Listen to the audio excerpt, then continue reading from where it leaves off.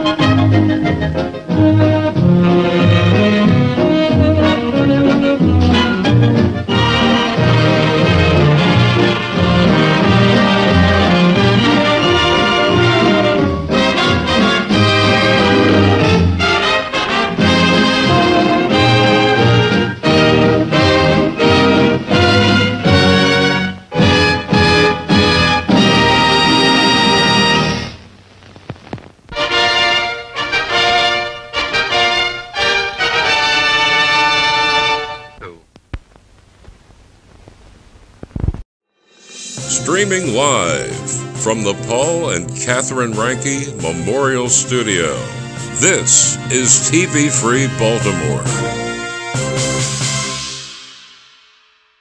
Support for TV Free Baltimore comes from viewers like you. Become a TV Free Baltimore member by visiting patreon.com/tvfreebaltimore. As a public service, TV Free Baltimore provides a digital soapbox for those the mainstream media ignores. The opinions expressed in this live stream are not necessarily those of the owners, management, or underwriters of TV Free Baltimore. Furthermore, TV Free Baltimore streams hyper-local content focusing on politics and entertainment in the Baltimore viewing area.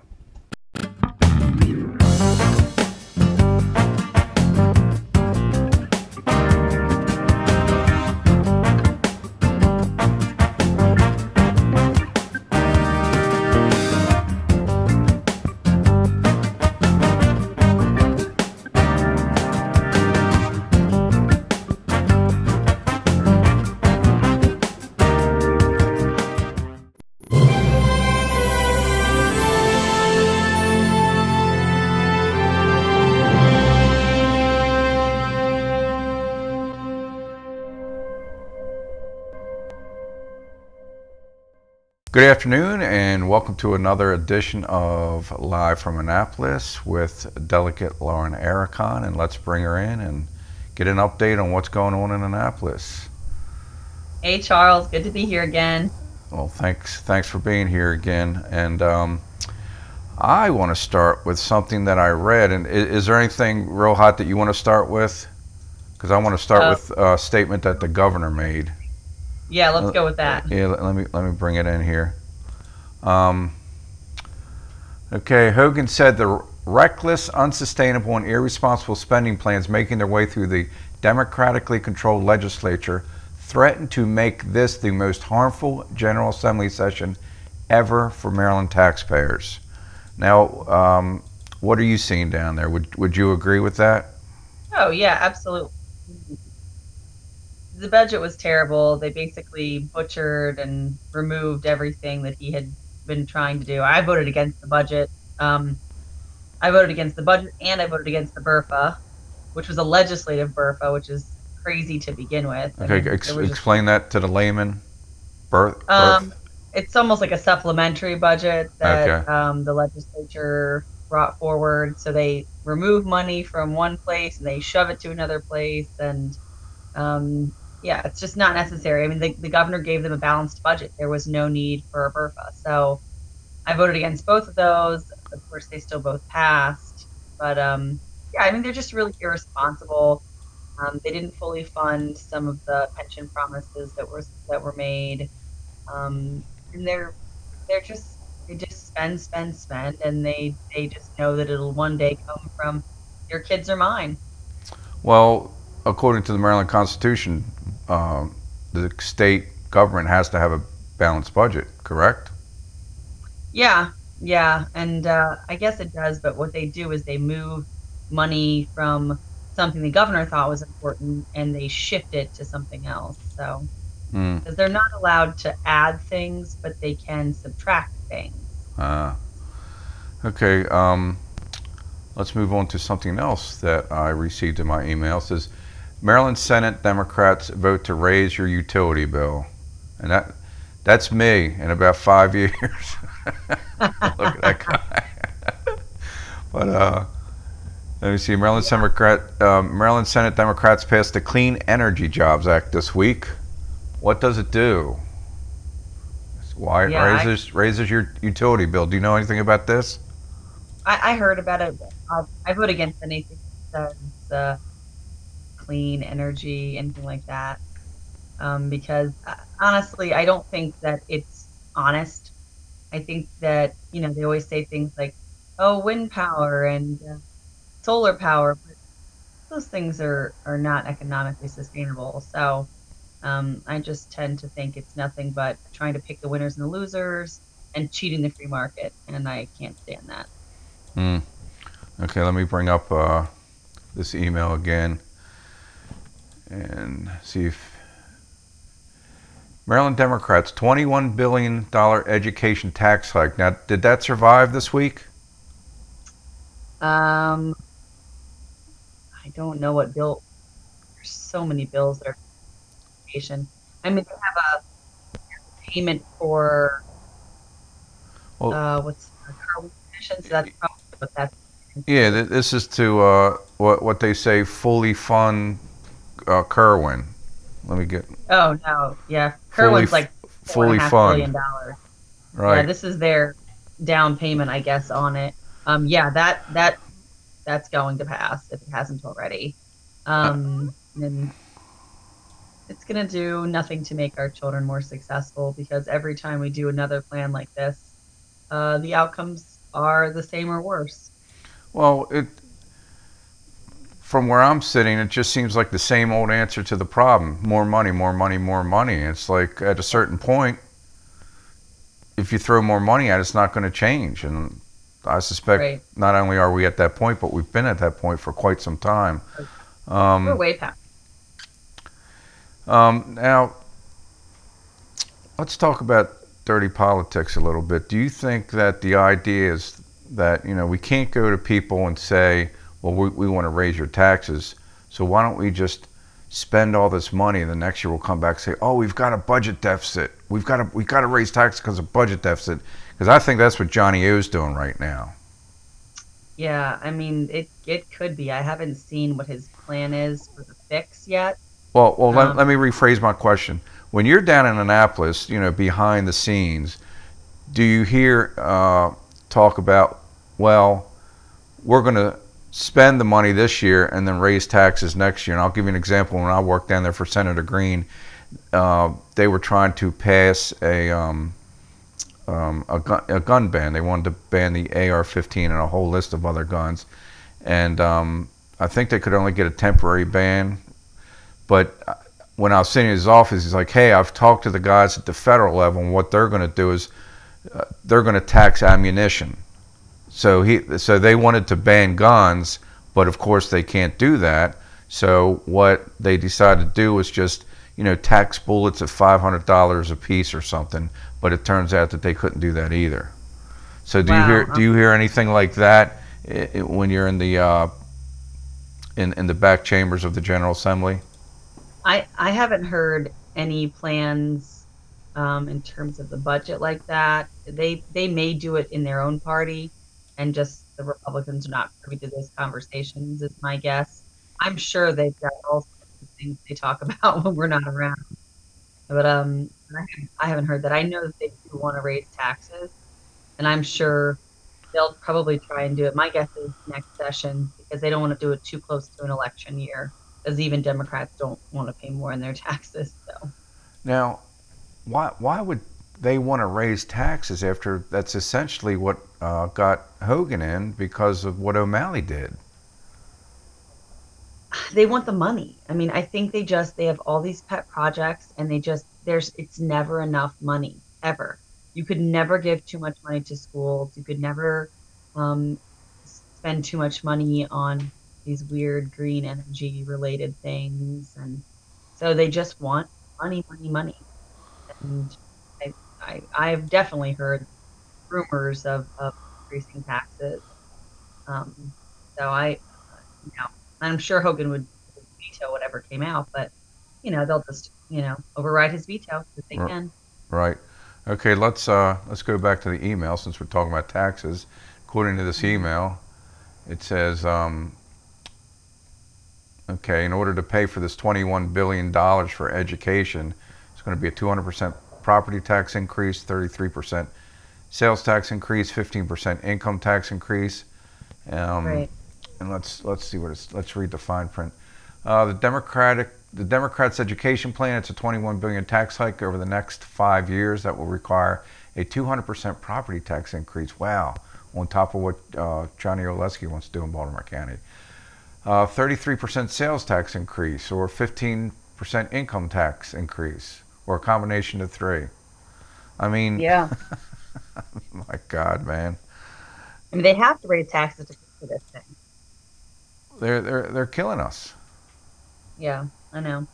They're killing, and that's just going to push more of the productive people out of the state, just like they push the productive people out of Baltimore City. Yeah, of course. I don't know what their end game is with some of this stuff. I really don't. I can't understand why they don't see where this is going to end up. They just think that we're going to be the next California or something. California's the greatest place ever. Well, they've got problems out there for sure. I know. Okay, so I think I'm out of things to talk about. What do you have from down there? So in theory, have been working hard behind the scenes, which is the only kind of work you can do as a Republican. And we got some changes added to the sanctuary state bill, and it passed the House with the changes that exempted any county that has a 287G program. They're protected. They won't lose their ability to be a member of that program. So they will still be allowed to ask people what their citizenship status is. The police officers will.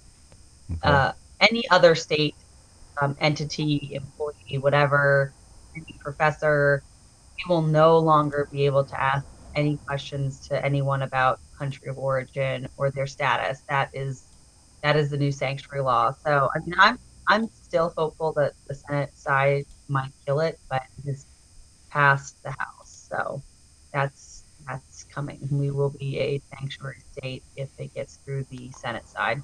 Okay. We also have okay, go on. Yeah, it's just crazy. Well, I'm wondering if that's going to affect any federal funding, because doesn't the president want to cut off federal funding for sanctuary cities and states? Yep. I think that he is well within his rights to do that. Should he go that route? We'll see how quick it turns around if they start losing federal funding. Yeah, but again, are these conversations taking place down there? No? Not with the Democrats. They don't care about. I mean, they don't care. They don't want to. They don't care about balanced budgets anyways. They only do it because we have to from our Constitution. But right, they don't care, and not to my knowledge. Right. So what else is going on down there? So we're also fighting about the Handgun Permit Review Board, which is the citizen oversight of MSP, the Maryland State Police. When you apply to get your concealed carry or wearing carry card, right now, if like heavy restrictions are put on you, and it's very hard because they don't have a well-defined meaning of doing business. Right. So if you get caught with your firearm and you have your concealed carry card, but the officer will just arrest you because you have a weapon on you. They don't care if you have a car. So then you're fighting in court about whether or not you're within your restrictions or whether or not you're out of your restrictions. Right. And most people are small business owners, which means they're literally always working. You never aren't working as a small business owner. Right. So it's just been nothing but a constitutional nightmare. And even though the court cases usually end on the side of the person with the card, it's such a pain. It's totally unconstitutional. So we have this oversight board, and they review whether or not the restrictions make sense. Right. And if they don't, remove the restrictions. And all of it started in 2013 when there was a law passed that made it like up to 3 years in jail if you got caught carrying your weapon outside of your restrictions or whatever. Right. So everybody came to this review board to get their restrictions fixed because they didn't know if they were within the law or not, and no one really knows. MSP doesn't really know. Right. Let me bring something up came up in Facebook, and it says that second Senate panel votes okay to abolish the handgun board. Yeah. As reluctant Zirkin provides pivotal vote. Now I take it he's a Democrat. Yes, Bobby Zirkin is a Democrat. And he's the chair of JPR, Judicial Proceedings Committee in the Senate, and he tends to be a little bit even keeled on. He's not a far left on a lot of issues. He was the reason we haven't already become a sanctuary state. Him and Miller, people don't know that, but if it wasn't for those two, Maryland would have been a sanctuary state long ago. They are the reason why we did not become a sanctuary state already. Now, was he the chairman of the committee that got combined with another committee because who was it? Miller didn't think that he would push it or something?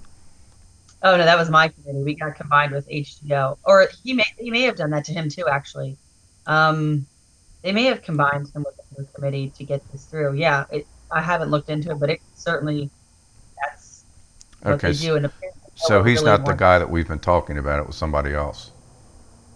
Yeah, I mean they did that to our committee with the assisted suicide bill. Mm-hmm. They combined us with HGO, and not usually when you have two committees that are hearing bills, that happens. Mm-hmm. But we take separate voting sessions on it. Right.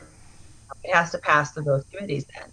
Well, they didn't do that for that bill. They made us all vote at the same time because they knew in the judiciary there was not enough of us that liked the bill, right, and it would never be able to pass. So they just put as many liberals as they could on to the health committee, and that would make up for on the judiciary committee. Fixing the game. Yep. Procedurally legal, but kind of a little dirty. Yeah, it feels wrong to me. Yeah, and hey, I've got some more information about something that we were talking about last week about what was going up in Pennsylvania. Oh yeah. Yeah. So here it says Pennsylvania aims to crack down on legal gun owners with state registry.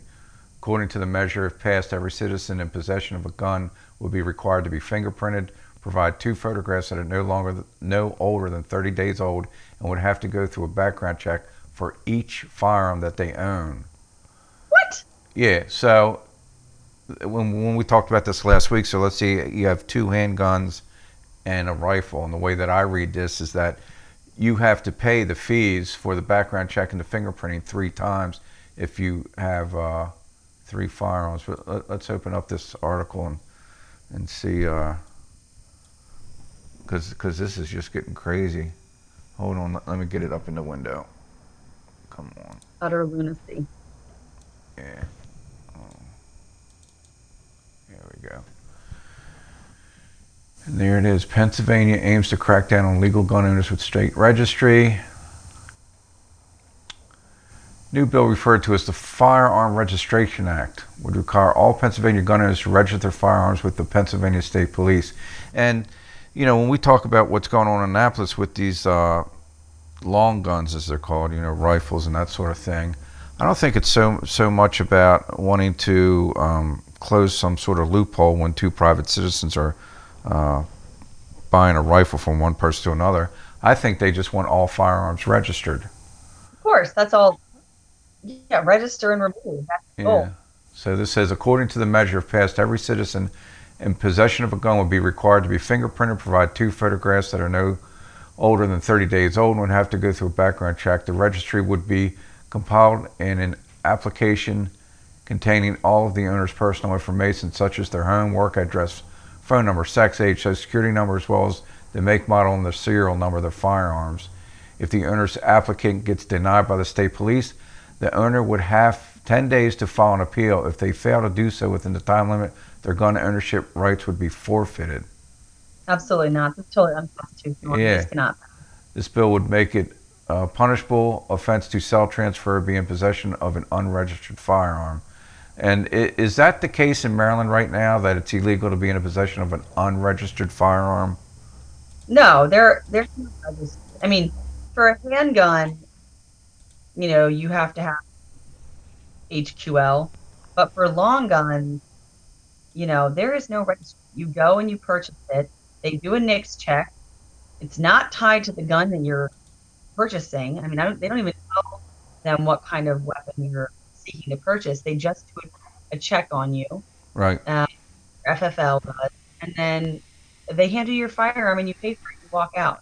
There's no record that's kept in some sort of database or anything. I mean, that's patently unconstitutional. It's totally unacceptable. I'm not going to stand for this to happen. Not on my watch. What kind of registry do we have in Maryland? Do you know that? So for handguns, when you get your HQL, we know who has HQL. Right. So that's the registry. I don't even think there's any. Not wrong, but I don't think you have the actual weapons that you own on that. I just think that before you can purchase a handgun, you have to have your HQL and you have to show that card to the at the point of sale, and then I think they may still do a NICS check on you at that point, even if you have that card. I don't know. Okay. I've not done it. I like weapons that are not registered. That's why I have long guns. Right. But let's say the gun is registered. Okay, registered handgun. You've bought it. You've got it. How long do the state police keep those records? Forever? Oh yeah. I mean, if you have an HQL, yeah, that's forever. Because, again, I'm going to get my crystal ball out, okay? If they ever get to the point like Pennsylvania, whoever introduced this legislation, if they ever get to that point to where they want to start confiscating guns, they're not going to bring tanks down Main Street and start breaking into people's houses. What they're going to do is they're just going to send a letter, and they're going to say, according to our records, you are in possession of this gun that you now have to turn in because it's been outlawed for whatever reason.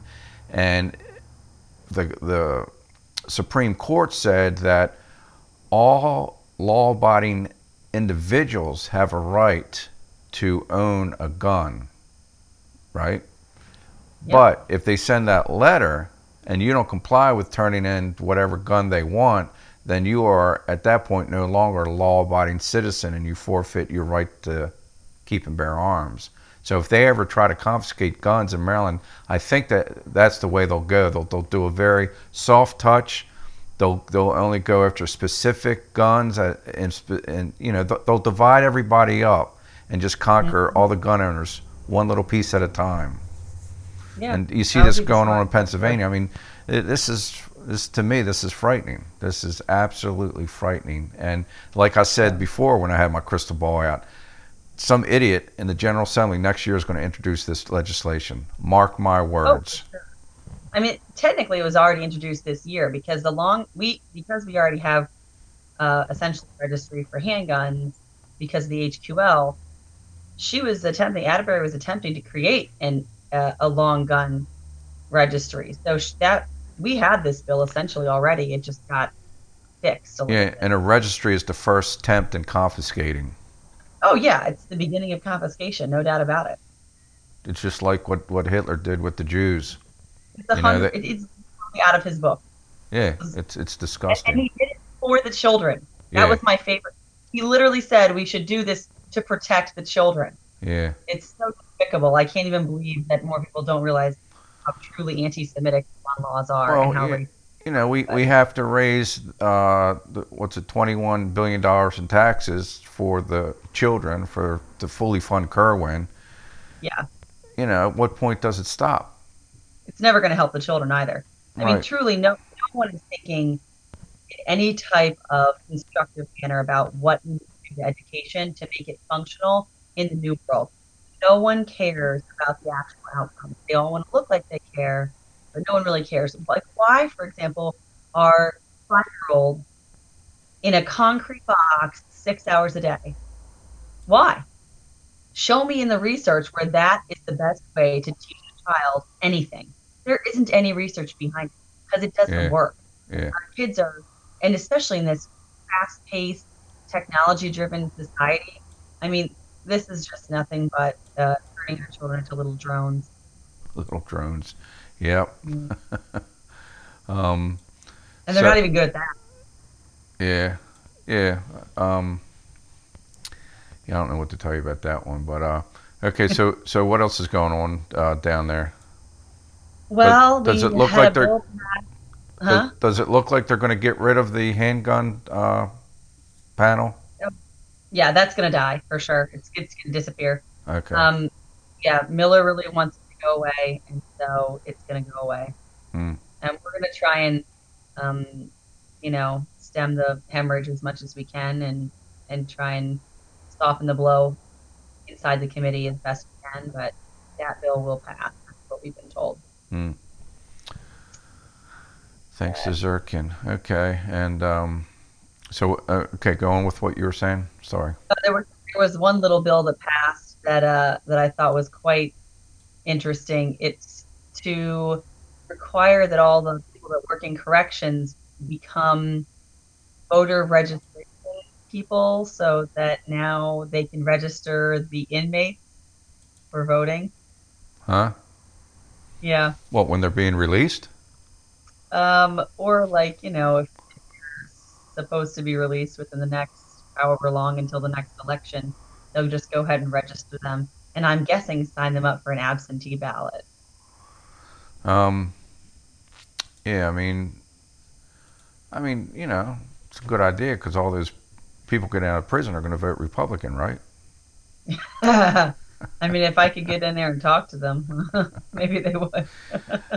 And that's the Democrats trying to stuff the ballot box. So. Yep. They've done a couple of interesting things. They're trying to do ranked choice voting in one of their areas, which is total nonsense. I think Baltimore, they didn't hear about it in Baltimore County. They didn't try there, but I think Baltimore City rejected it. So. And explain that. What is that? Instead of alphabetical order, it would be like, whoever had the most votes or whatever on there. There's like a petition, I guess, that would go around, and they would rank it in order of who voters liked the most instead of in alphabetical order. So basically, whoever was the richest candidate would get the top ballot, is my guess, because voting is all about mission. So right. It's just another way to buy your seat. Right. Okay, and anything else going on down there? Those are the big things. It's been kind of a quiet week because it was crossover day, and then not much really crossed over yet. There's some stuff that's trickling through. I'm sure things will pick up this week though, but it's been pretty quiet. So I'm sure I'll have more for you after this upcoming week. Good. Let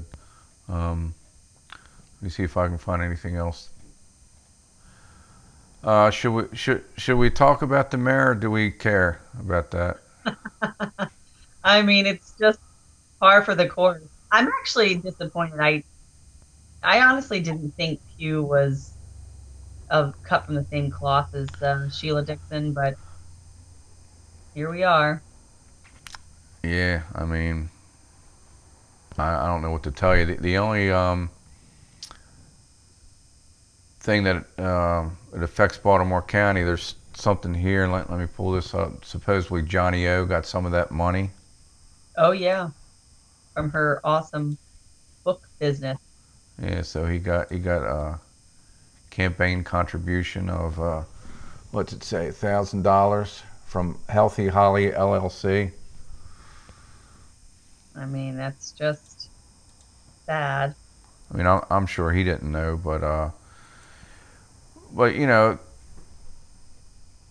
I'm sure he didn't know, and I'm sure he's not trying to be a dirty politician. This just something that slid under his door, but the fact that he's working so close with Pew, and that, in my opinion, they're trying to merge Baltimore City and Baltimore County and go with this idea of regionalism, and it just, you can see that they're supporting each other with financial contributions. So yeah, regionalism is a bunch of crap. I mean, that's just a way to put a Band-Aid over when somebody hasn't been responsible with their own district, and force other districts to carry the weight of their own failures over the last 60 years. It's totally unacceptable. I mean, yeah, and the Able Foundation is pushing the idea, and it was, I think you and I talked about it. What was Baltimore Fishbowl had an article about it. So we've reached out to the Able Foundation to try to get one of their, either the writers or the head of the Able Foundation in here to talk about it, and they won't return our calls. Yeah. Well, if this gets out, I mean, amongst the populace, if it really gets some good headway, people will revolt. This is horrifying. I mean, yeah. Who in their right mind would think that the taxpayers of Baltimore County should foot the bill for all the failed policy of Baltimore City? I mean, we already are dealing with their crime and other things like that. It's just bleeding out into our communities. Yeah. And we've already taken a ton of their name. Yeah. So, and we subsidize their schools through our taxes. It's it's a failed state. Baltimore City is just a failed state. The people that are running that shouldn't be operating a snowball stand. I know. I mean, you'd be sure that it would be bankrupt if they were. Yeah. So, anything else? No more big things for this week, but I'll be back again next week with I'm sure, some scary stuff that came over from the Senate. Great.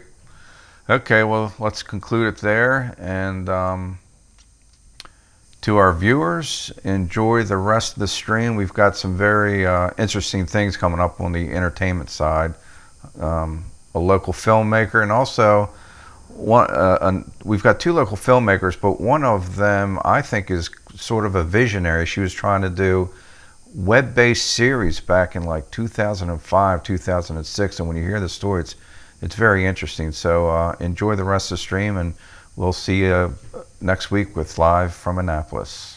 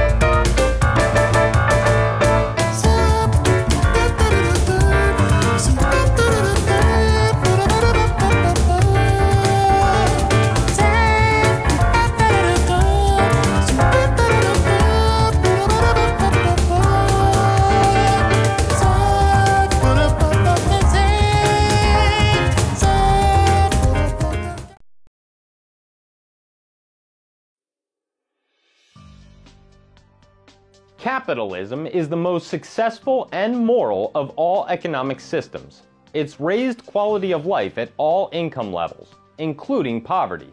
It's voluntary, which we always prefer, but what happens when that system gets corrupted? When a corporation spills oil in the ocean, people say, "Thanks, capitalism." When insurance companies raise premiums and don't pay out on claims, we hear, "Thanks, capitalism." When banks defraud their customers and get bailed out with taxpayer money, thanks capitalism. But that's not capitalism. Capitalism is when trade and industry are controlled by private owners, not by the government. We should be saying thanks cronyism. Cronyism is when corporations use government for their own gain. They lobby for more regulations to stifle competition. They corner the market through tax subsidies. Without government as their weapon, a corporation is nothing more than a large business, and we can choose who we do business with. Without government propping up the industry, an oil spill would mean the death of an oil company. If an insurance business refused to pay on a rightful claim, they'd have no clients left. A bank that defrauds their customers would actually go out of business. Government force is the common denominator. If we want wages to go up, prices to go down, and services to improve, we have to limit government interference in the marketplace. Because at the end of the day, cronyism is unavoidable. Every governing body, company, and collective will be affected by it. But while a socialist or communist system is destroyed by cronyism, a capitalist country can still thrive. Because when individuals control the means of production, we can choose to interact with those individuals or not. We don't get to abstain from the government.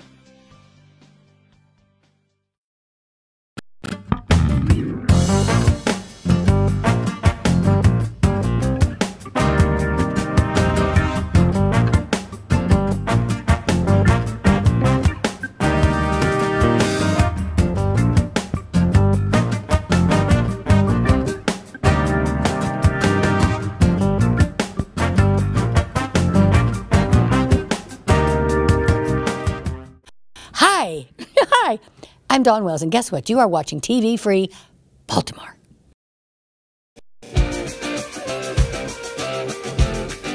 You're watching The Paul Stefan Show on TV Free Baltimore. Hello, welcome to another episode of The Paul Stefan Show. And tonight, our guest is an actress, a producer, a web host, and a business owner. And we're very pleased tonight to have with us Desiree Marie Velez. Welcome. Why, thank you. Who is that? Oh, it's me. I'm all that. I'm all that. Yeah. Woo. It seems like you're all that, girl. I can tell you that right now. But tell us, to start, like I do with a lot of people, is say, what are your latest projects?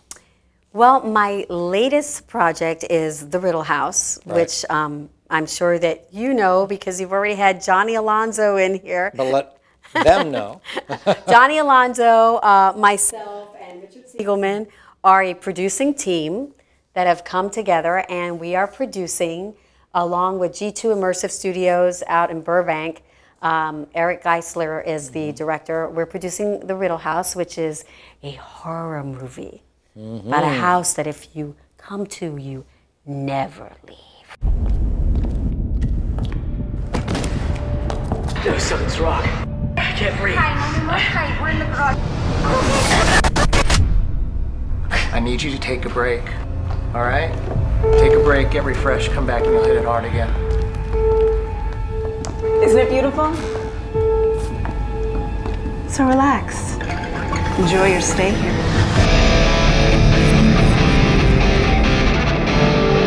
People are worried about you, man. What's going on? Let's go. Let's go. Come on. Hands off me. You know, no one's lived in this house for years. Mommy, I'm scared.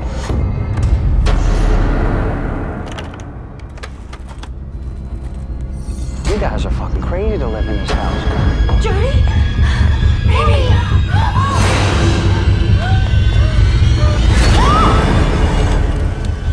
No one ever leaves.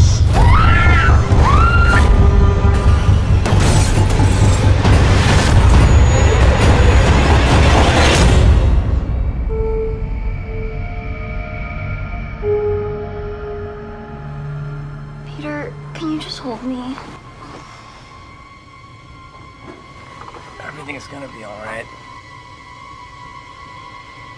Good night. It's not a local indie, and we don't use certain things to get money, like we were talking about Facebook Right. crowdfunding and all Exactly. that. We have actually produced the promo trailer for this film, and Eric did such an amazing job. The entire cast is amazing, that when people see it, they actually think they're looking at a finished feature. Right. And they're already asking us, well, where can I see this? When, you know, it's coming. It's coming. We have 3 major dealers all interested in this film. Good. And depending on who comes in first will determine whether we actually shoot in Atlanta, Georgia, or in LA. Okay.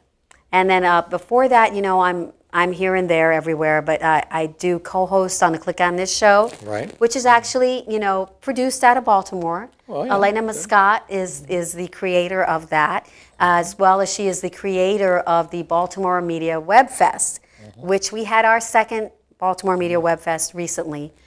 She is the first one to bring a web fest to the Baltimore area. Good. I was one of the judges this second time around, and it was a phenomenal experience to be a judge because we have everything coming in from animation, short films, scripts, web series in different categories, whether it be comedy, drama, sci-fi, serial drama. We had a musical comedy from New York about vampires. Interesting. Amazing. There's a fantastic web series that we were talking about, produced in Europe, that has to deal with a gladiator that somehow finds himself in the future. It's overwhelming. And it actually almost makes me emotional sometimes when I see the caliber of talent, not only in these web series from all over the world, but even in our own neck of the woods, people producing indies and shorts that for some unknown reason, well, it's not an unknown reason, the reason why they haven't gone to the next level is funding. Right. That is the major component of a film. And part of it is, we were discussing, so many people have gotten burnt by putting money into an indie film. You have to take a step back from your work. You may have created a script and you're passionate about it. You've put in maybe a couple of years into writing it. It doesn't make it the world's best script. So you have to show it to a number of people that you trust to get the feedback. Then once you do that, you have to come up with a promo trailer. That can get expensive. Yes. So you may choose to try to get actors to work for free. Right. The problem is when you get people who work for free, that's the quality you're going to get. So you may spend all this money on a promo trailer, and then you have some actors that are really not that good. And then what happens is when you present this in front of a major player, he's going to see that quality and pass it by. So it's so hard for anyone to pull off doing a film and then getting distribution that, you know, God bless them, because to me, you're already a winner if you're even capable of doing that. I started out as an actress. I am still an actress. Right. Johnny's an actor. Richard's an actor. But we came to realization that for longevity, for consistent working, you cannot just be an actor. So we decided we were going to produce. Is it hard? Yes. Does it take a lot of risk? Man, I can't tell you how many Rolaids I have eaten with, not only with this project we're working on, but on Coffin 2. Because there's always that time between you actually get the funding, and then you actually go into pre-production, and then there's the time when you have it, and now you're waiting for the distribution until it just finally comes out, and then you can breathe. But we have talked about this. This area, the DMV area, used to be the 4th largest in the market for producing film. And now union work is almost non-existent. Right. So you have a lot of actors going back and forth to New York, Atlanta, LA, and they're just going broke doing this. Now, technology has been a great help because now you can submit. But here's the thing, now you have to set up your own studio with lights, and you have to find a reader, sometimes at last minute, and record yourself. And in that case, that does help your pocket a lot, but the thing that you miss is the human connection. Because Johnny and I would joke about how we would get in our car and drive from the DMV area to Wilmington, North Carolina, which at that time had a thriving film community, like Atlanta does now. And we would drive all the way to Wilmington, North Carolina and back in one day, and we were booking. were booking films and television series. We were just on a high about it, and then it dried up. The studio got sold to somebody else, the tax incentives went down, and now what do you do? Right. So when you create work, you're not only giving yourself work and other actors work, but you're now seen in a different light in the film industry. They take you more seriously. You invest a lot more risk, right, but the payback, and I'm telling you, everything fell into place here. Great. Myself and Johnny and Richard, this producing team, with the experiences that we've had in life, the connection with G2 Immersive Studios in California. We produced this trailer, which is on YouTube if you want to watch it, The Riddle House, that looks like a finished feature. We have done no crowdfunding. Right. We don't have a Facebook page. We don't even have an Instagram page. I mean, this is just our way of doing something. Right, right. And it's working. Well, good. It's working. Hopefully more talent people will take your example and do it themselves too. You have to make your own way. I think what happens is, and Hollywood did this too, if you ever notice, there comes a new film and it's a hit, and all of a sudden Hollywood starts producing 1, 2, 3, 4, 5, or versions of that. Right, it's same. Yeah. You don't want that. No, and so that was kind of sad, because then new refreshing ideas Hollywood was kind of rejecting, which is why the indie world blossomed so much. And now Hollywood is turning around and looking at indie filmmakers in a new light. And look, you have the birth of Netflix. Mm-hmm. Look at what that, people are streaming things in more than they are going to the theater. So right, there's a big competition now, right, for Hollywood. So even, I would say, if you look at the last couple of years Emmy Awards, more awards are being awarded to series that are on Amazon or Hulu or something like, The Handmaid's Tale and things like that, as opposed to ones that are produced by Universal and other Hollywood studios. Yes, it's sort of, it's exciting, and I think can also be frightening to the Hollywood royalty. Because they're realizing there's new kids in town, and they're not half bad.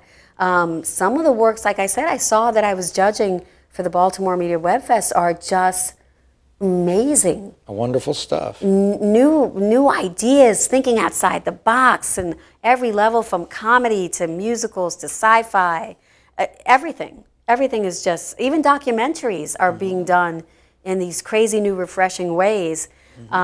And you can't help but notice that. Well, the thing was, to me, it's amazing. I mean, you told me all this, but it's amazing stuff that you're seeing and you were judging, but it's also a festival I had never heard of until I started researching you. So it's like, how could you even get the audience to see these films at the festival if people don't even know there's a festival? Exactly. Well, the first year that went a lot better. This time out, whenever you have something new, you learn by previous mistakes, Sure. and I think this next coming one will be far better. First of all, since we've had so many people from other places, Canada, Europe, and as they win, they begin to post on social media. And say, hey, I won at this festival. And we are very close with the New Jersey Web Festival. That's one of the best web festivals I've ever seen put on in my life. And word will get around. But when we put on the first new Web Fest, when I was helping Elena a lot with that, and Neva was helping her as well, all of us were there, all the co-hosts, the issue is funding. Always. And so it's expensive to advertise, and so most people now are depending on social media to do it. And there's a timing involved with that. If you don't get it out early enough for it to circulate, that can kind of harm you a little later. But I think the third one will be even better than the second one, which was even better than the first. Good. And I think you'll hear more about it. Maybe we'll get in there. We'll see. Yeah, definitely. That would be interesting. But you might be biased as a judge, so I don't know if we will. No, I'm not. No, but I mean, I started off I was born in New York, but right. I really was raised in the Virginia area, and I still retain a lot of my, I'll just say energy. I have no filter in my mouth. That's what I'm going to say. Oh. As a New Yorker, I have no filter in my mouth. I tell people how things are. Well, at least you inherited that from New York. Yeah, and I have this energy. You know, I don't like to wait, and if right. I'm waiting, it better be worth it. And I think that tenacity.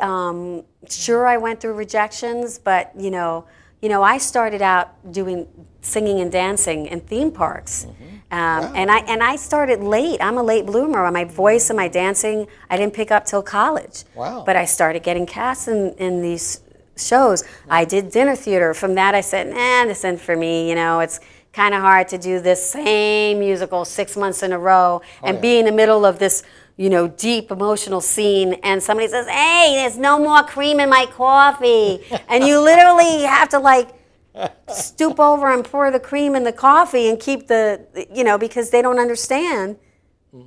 You're doing your part there. You're live. Scene. You're live. They think this is TV and some magic fairy is going to come down and give them cream in it. Right. A great training ground. Then I went into professional theater. Right. And we should tell people that you were nominated for a Helen Hayes Award, which is the #1 acting awards in Washington. It was. Now, it's been a while ago, but I was nominated for Fat Men in Skirts, written by Nikki Silvers, and it was produced by the Woolly Mammoth Theater Company. Yeah, Woolly Mammoth, yes. And I had a fantastic time. I mean, I was there with Nancy Robinette. Grover was there. It was just it was a great historical point for me.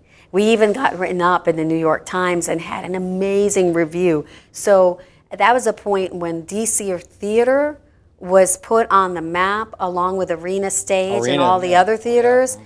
And people in New York knew of the DC theater scene, right. which then expanded into Baltimore as well. Sure. So they knew there was talent here.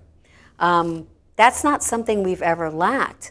But even as shows began to come into this area, which we were also discussing before we came on, you would be pitted up against other actors in New York, and you would be just as good or better, but when it came down the line, they always chose the New York zip code. Mm-hmm. So we always had this joke about how you had to go live in New York so you could work back in DC, Virginia, and Maryland.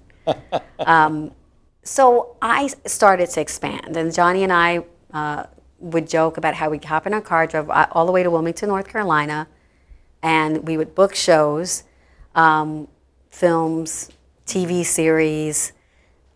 The one thing I will say that I miss immensely, because technology has been a blessing. Again, you can save money by self-taping. You do miss that connection. Right. When the casting directors knew you by first name, they would call you. Now,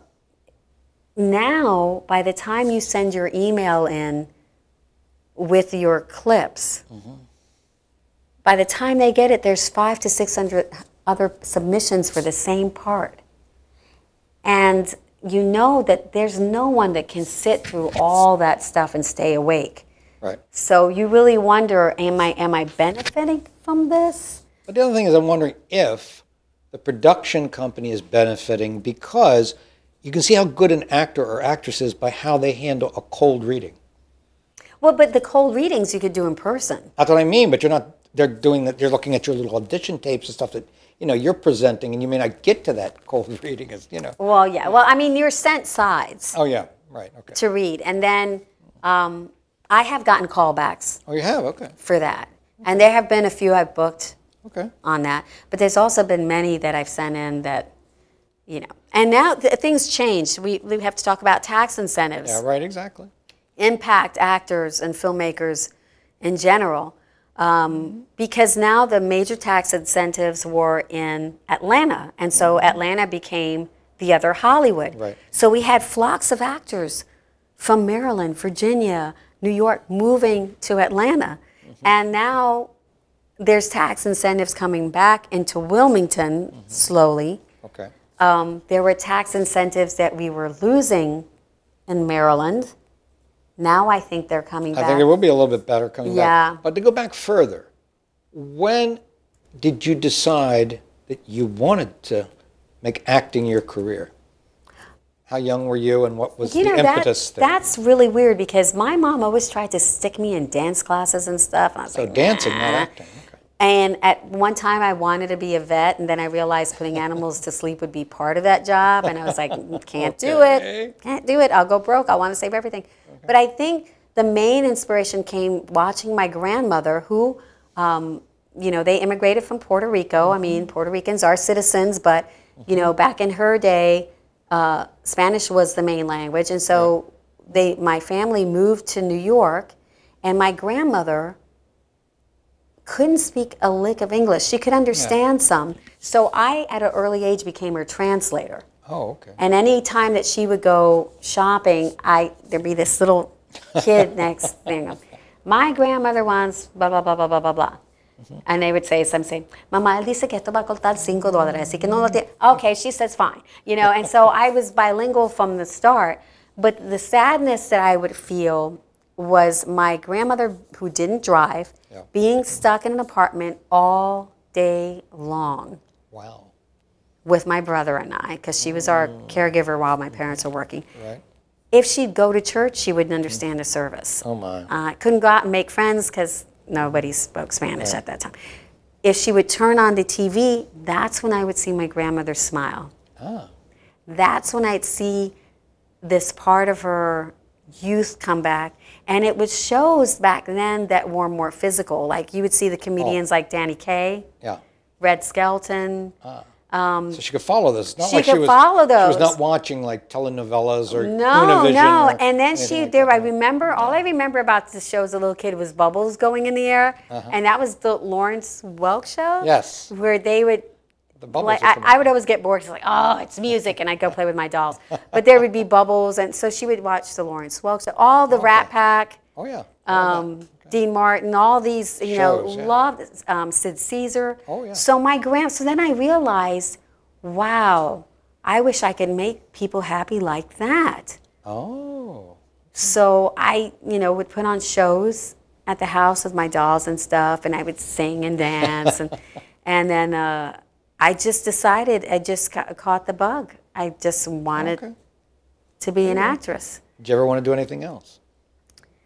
You know, I never have, but I have veered away from acting many a time because I would sit back and I would compare myself to other people, which is the very one thing you should never, ever, ever do.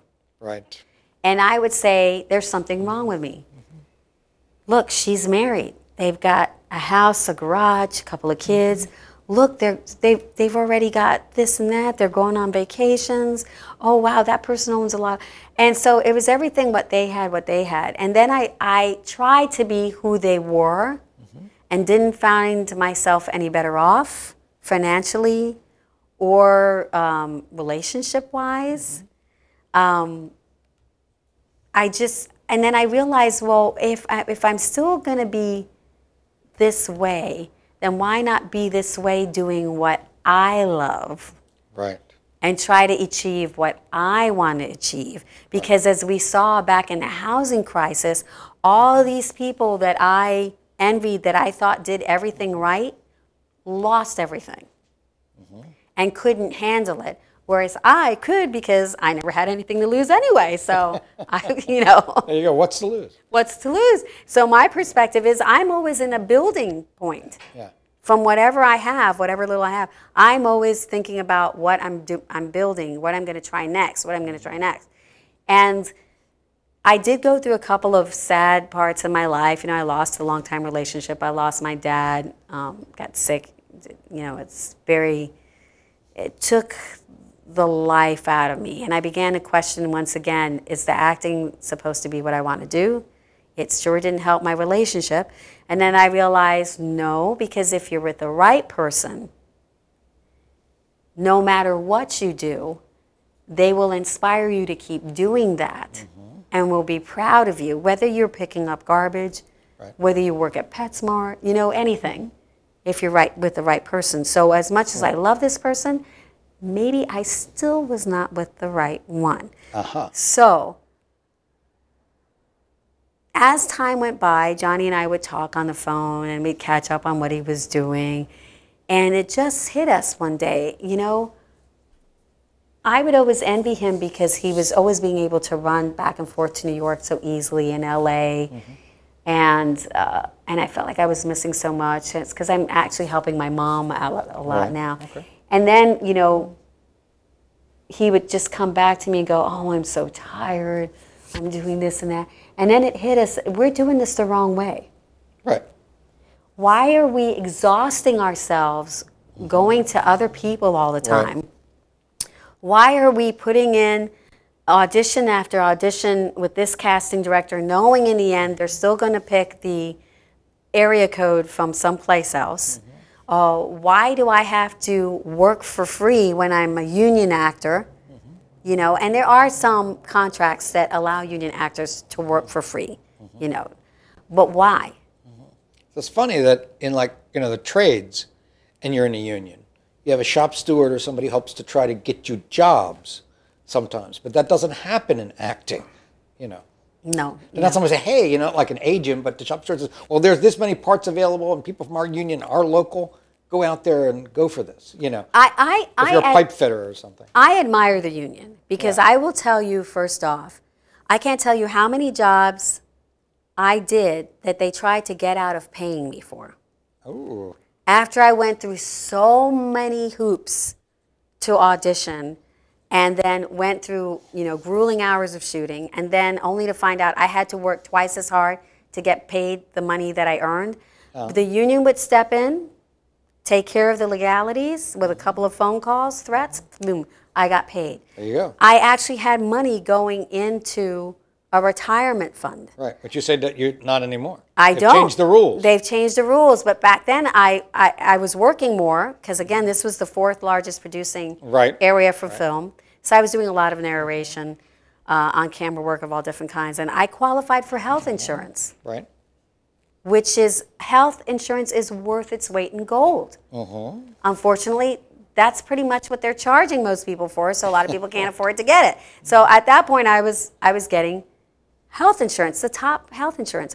And now as productions have dropped, people are more desperate, you have a lot of financial core coming in, which means you're allowed to work union and non-union, but you cannot vote in the union. And I believe if you then try to get back in the union, you're going to have to pay a lot more. Oh, wow. All over again to get in. in. People don't know that to get into like SAG, you not only have to have so many credits, but that in an acting, but also you have to pay to become a member. Yeah.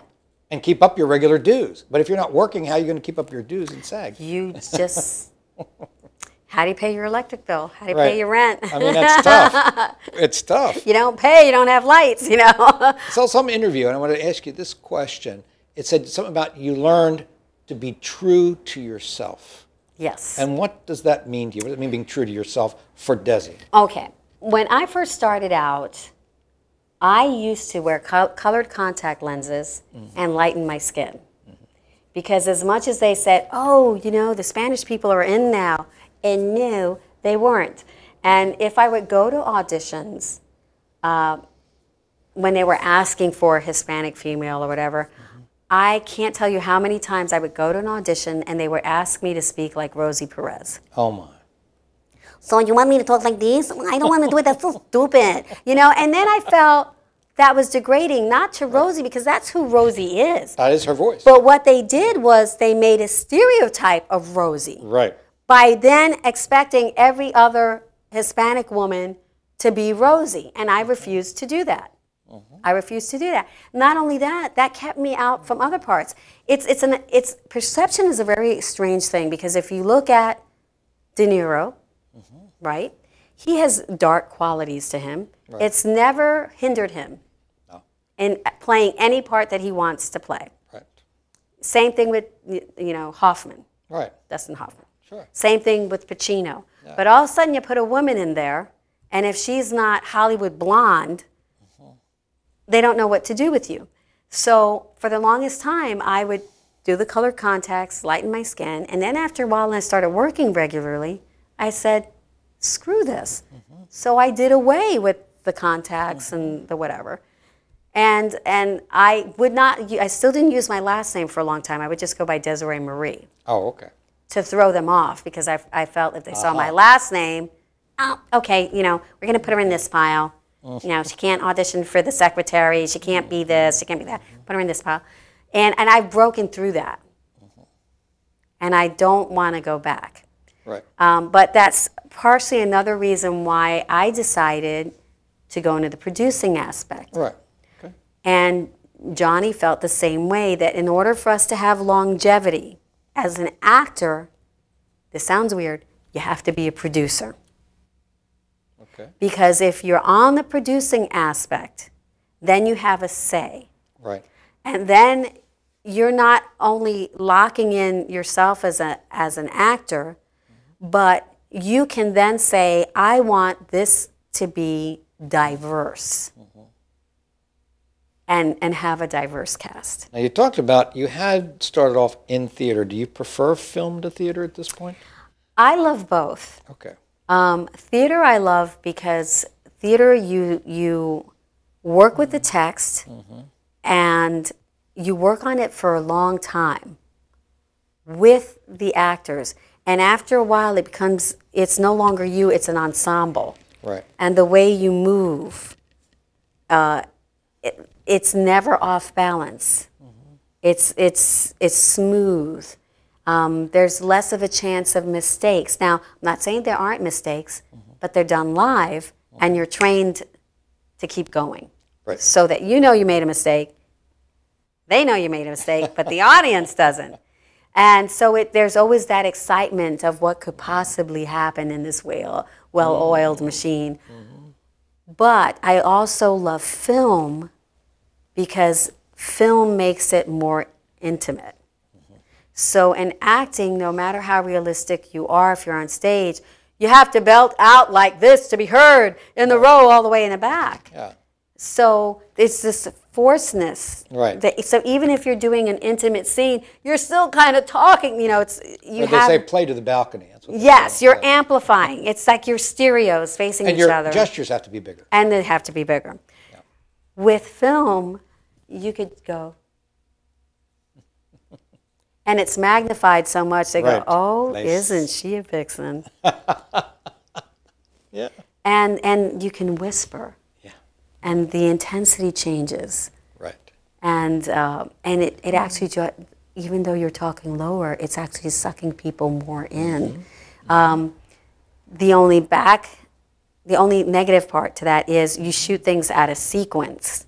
So for a filmmaker, that's great because you can save on daylight, you can save on time, you get everything done at one location before you move on to the next. But for the actor, the momentum that you need in this certain scene started 2 scenes before, but guess what? You didn't get to do those 2 scenes before, so your engine's got to already be revved up on level 6 when you get here. Right. It's different. It's very different. Very different from acting in a theater. Yeah. And you often don't get to see the people you're playing with till you actually do the scene. Yeah. And these days, because there's so many more CGI films, sometimes you're playing up against a green screen, whether you're playing against a creature or another actor, and that person may not even be there, but you have to do your scene with them or this animated character or this CGI monster or whatever it is. Yep, yeah. Sometimes that even happens with simple things like reversal of shots. Because just like you and I are talking here, they may have a camera over my shoulder shooting your close-up, vice versa, but maybe the way the scene was shot, at one point, they may have to take you out in order to put the camera directly in front of me. And then the eye level is the tricky part. So you'll have someone standing nearby holding a finger up or something that so it doesn't look like you're looking everywhere except the person you're supposed to be speaking with. Yeah. Now another thing, you've done some singing and dancing. Would you like to do like more musicals or musical film or a part that had some little bit of singing and dancing in it in a film?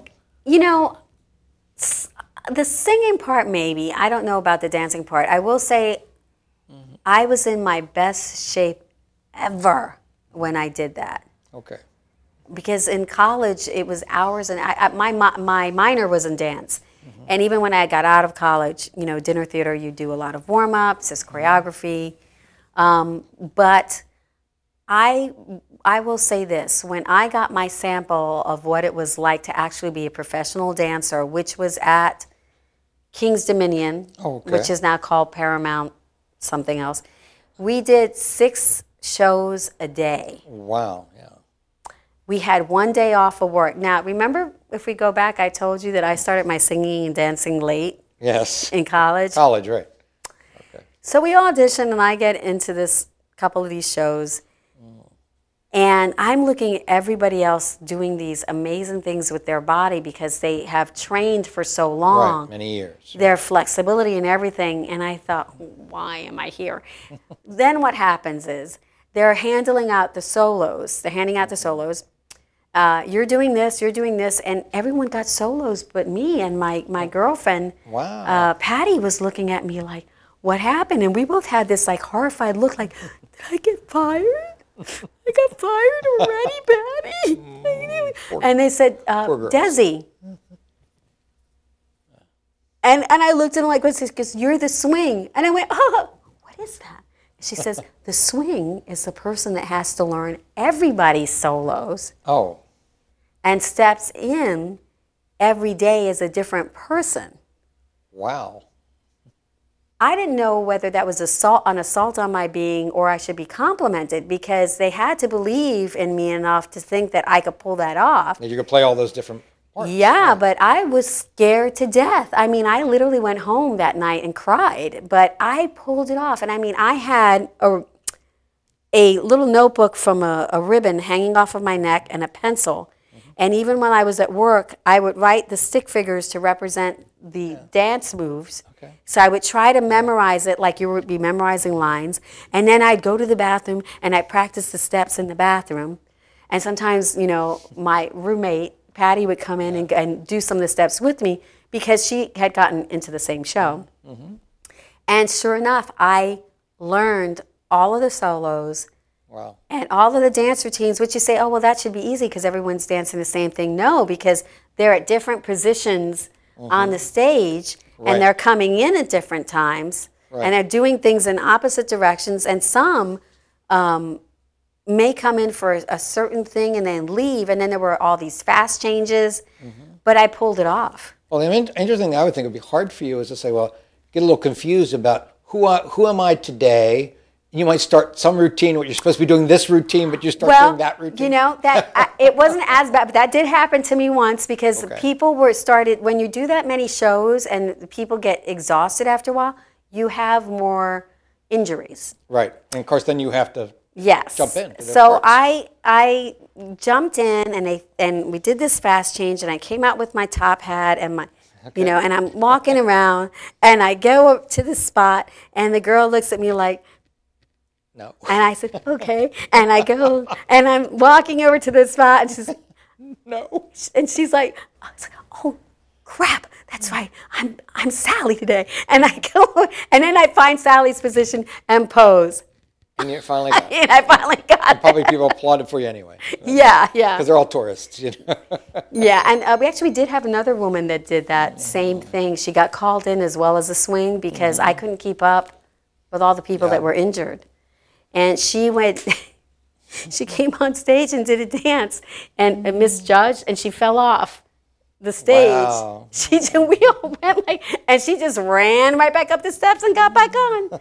So I do miss that about live theater, but I got so burnt out dancing. I mean, literally, I weighed about 90 pounds. Well, probably that was after a summer of doing that. Yeah. Because it's great exercise. It's an intense workout, and you get so hot after a while, you don't even want to eat. You just drink. Right. So it's all liquid. Yeah. It's all liquid. My dad came to see the shows, and the costumes are great, but then when he came backstage and saw me, he thought I was anorexic or something. He came back with like 6 meals of food, but I just got burnt out. I said, no, I don't think this is me. It's more the acting. It's becoming somebody else. That's what I like. What you wanted to do. Now, the last thing that I bring up here tonight with you is you do these hosting with Click on This. What do you think skills and things from your acting career and training makes you a good host? With any host, I think it's just being comfortable with people. Being comfortable enough that you can approach them in a way that you can speak just like I'm speaking right now, like everyday conversation, joke with them, kind of like, make them feel at ease so that they forget they're being interviewed. Yeah. And just be yourself. Don't be too stiff. And a lot of times, the more yourself you are, the more they're going to relax into who they are, and then you get a better interview. I agree. That's exactly what I do. And you're so good at it. Oh, come on now. Thank you. We're not paying her to say that. But anyway, so we have run out of time, unfortunately, and we can always have you back. I always invite people back, especially when they have new projects. Donnie has promised me that when it does go into production, whether it's Hollywood or down in Georgia, we will do a live remote interview from the set. He reminded me of that. You, he said, him, tell him I said hi. Tracy, whoever. Yes, we're gonna do however we do it, whether you're there or we Skype, or we're gonna have live interviews with the cast. Exactly. And we'll even get Eric in there as well. This is the director. Yes. Who I understand was director and screenwriter. Yes. He does both. Yes. That's good. That makes him an auteur, as they say. Director. See, to keep being an actor, you have to be a producer. To keep being a director, you got to be a writer. Yeah. Vice versa. Control your own creative thing. The script, in that case. Well, anyway, before we go, we want you to look over there. I mean, the monitor's not there, but look in your camera. Let people know your contact information, how to either get a hold of you, look up your career, look up Click on This. Let folks know. Alrighty, well, Click on This, all you have to do is Google Click on This, because Click on This is on Facebook. It's also on Instagram. I myself am an actress, Desiree Velez. You can find me on Instagram. You can also find me on Twitter. I do have a Facebook page that you can find me on as well. My website, actually that's even better, www.DesireeMarieVelez.com, because if you go there, there's icons you can push to get to my IMBD page or my Facebook page or Twitter, etc. And your highlight reel of your career. Yes, and don't forget to see the Riddle House promo video. It's great, folks. It really is. Yeah. And so thank you so much for being here tonight. Thank you for having me. It's great. And so there we are, ladies and gentlemen. It's another episode of the Paul Stefan Show. And tune in next time, because who knows who we'll have in here next. Good night. You're watching the Paul Stefan Show on TV Free Baltimore. This is Sam with Restore Computer Repair in Baltimore, Maryland. If you're having any computer problems whatsoever with your Mac or PC, desktop or laptop, we can fix it at a guaranteed lowest price. We're located at 8701 Harford Road in Parkville, Maryland, 21234. You can reach us at 443-725-5050. That's 443-725-5050. We're open Monday through Friday, 10 a.m. to 5:30 p.m., and Saturdays, 10 a.m. to 2 p.m. You can reach us at www.restorecomputerrepair.com. The Maryland Reporter is a news website about state government and politics. That's what we do. We don't do sports, we don't do entertainment.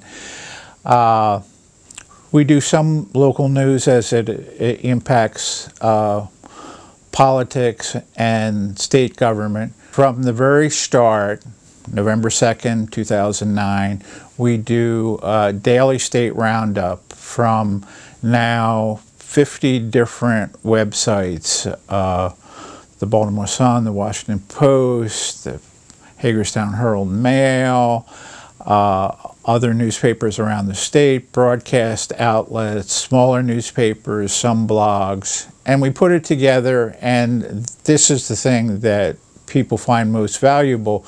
But we also do original stories that focus on accountability of state government, transparency, how tax dollars are raised and spent.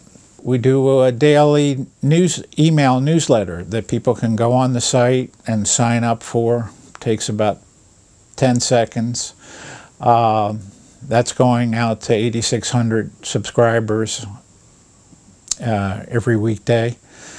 And so, you know, our niche, to repeat again, is really state government and politics.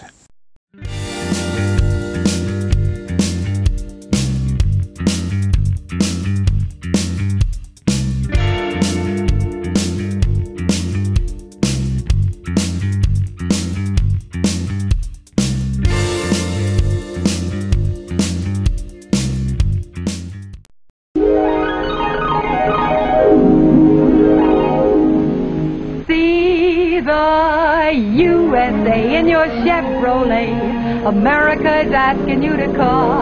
Drive your Chevrolet through the USA, America's the greatest land of all.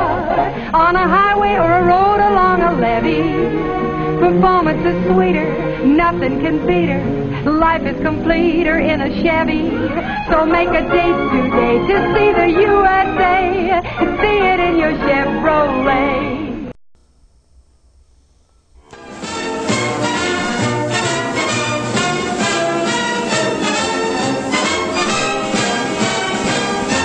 We hope you're enjoying your visit here this evening.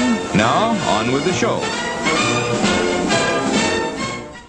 Hello, and welcome to another episode of Movie Reviews here on TV Free Baltimore. And today, we're very lucky to have with us a multi-talented woman. She's a producer, a director, a writer, an editor, a photographer, a poet, and also self-styled crafty girl. And that is Elena Muscat. Welcome, Elena. Thank you. What I'd like to know first is, with all these things, you know, where did your creative impulse come from?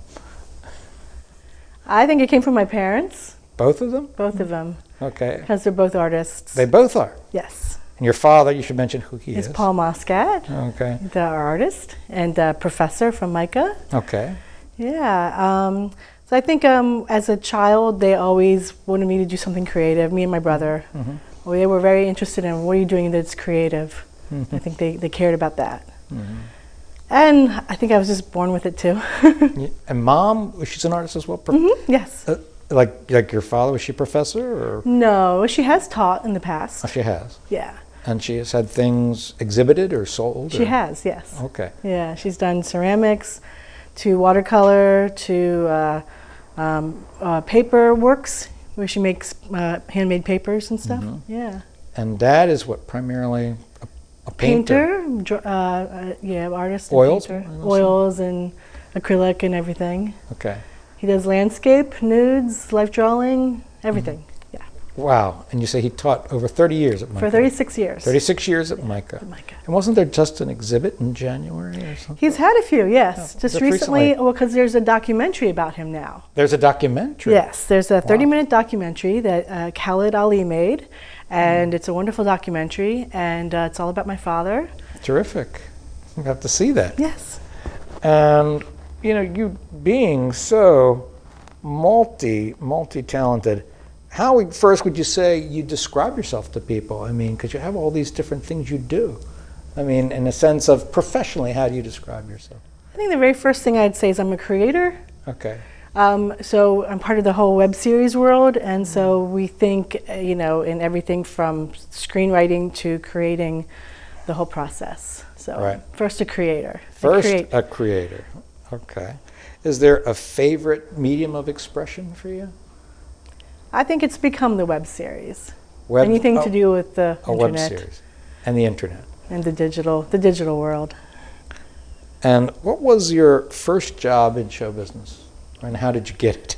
Okay, I had two. One first job. It really depends. I did a couple internships. Oh, okay. So my first internship was in high school. Oh, okay. With Lee Bonner and Bonner Films. Oh, okay. Wow. Yes, I know that name very well. So I worked in some commercials with him and Mary Holland. Yeah. Lee Bonner was here. He was a member of the Lafayettes, you know. Oh, wow. My father taught him. Did he? At MICA. Did you have anything to do with his film 21 Eyes? No. Okay, that's a good film that we know about here because we had the screenwriter in. Okay. Okay. That's interesting. Small world again. So I did I was watching Evening Magazine, and I said to Mom and Dad, I would like to work with them, and because I was looking for a senior project in high school. I went to Park School. Okay. Good old Park. And we had to do a senior project. And so Mom called, and they knew who Paul Muscat was because Lorraine Claggett answered the phone, and she was also a student of Dad's. So they signed me up as their intern, and that was my first real experience on set. I met Dave Inslee, who was the director of photography on Hairspray and Cry Baby, and he had been working with Lee Bonner as well. And so then Hairspray came around, and I was in college by this time, and I wanted to do an internship for Goucher. And so we contacted Dave Inslee, who helped me connect with the John Waters movie Hairspray. So then that was my second project.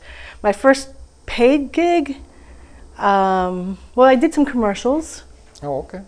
Locally? Locally, with Mary Holland. I did some commercials. Okay. So those were probably my first ones. But then my first real movie was working as Kevin Bacon's assistant. Wow. On He Said, She Said. Well, there you go. Yeah. And was he a great guy? He was wonderful. Yeah. Okay. So that was my first real job. Amazing. A great place to start. You know? Because, like you said to me once on the phone, you have 0 degrees of Kevin Bacon. So you actually worked with him. Yeah. Which is terrific. And then, at what point did you get involved with craft services? And how? So after I did the commercials with Bonner Films, I worked with Mary Holland, and she said, I'm going to put you in craft services. Oh, okay. And so she put me in craft services, and I never stopped. Now, I think they expected me back then to be an actress, but I actually stayed behind the... You got sidetracked. I got sidetracked. I enjoyed Crafty. Well, tell people what craft services is. So it's the food on set, but it's actually not the catering, it's the table that's right by the camera that is there throughout the whole entire day for people to come. It's kind of like the water, what's it called? In offices. Oh, water cooler. Like the water cooler, yes. It's the area where people can go and take a break and come over, have some coffee, have some water, have some snacks. And we have to maintain it from the very beginning of the day to the very end. Well, of course, the quote I had here is craft service is responsible for the physical and mental well-being of the entire set. Yes, it is. Very important. It's very important. A good crafty, you have a good crew, a happy crew. Yeah, keep them fed. Huh? Yes, it's a very good quote. And of course, there is a difference between catering and craft. And yes. Do you want to just give a little explanation of what catering is opposed to what you do? Yes. So when you first arrive on set, you have breakfast. That's essentially catering. Okay. That could be done by either a catering company or it could be done by crafty. Okay. But in the movie sets, it's usually the caterers that do the breakfast. Oh, and okay. It's before we even get called in. Okay. Then they have the call time, you start, and then 6 hours after that is lunch. And so then you stop your job and you go to lunch, and you usually get a 30-minute to a 1-hour lunch break. And that is catering also? And that's catering. Now the food in between that on set is crafty. Oh, okay. So there's no breaks. You just go to that whenever you feel like you need to. All right. So it's primarily just snacks throughout the day. It's throughout the day, yes. That's what that is.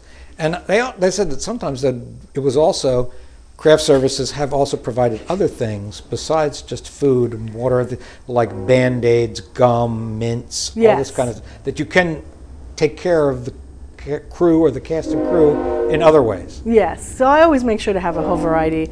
I always have gum and mints, water, chips, trail mixes, things like that fruit, lots of veggies. Yeah.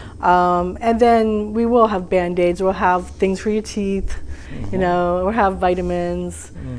We always have emergency. Right. Okay. Because people get sick often, so you need to have that.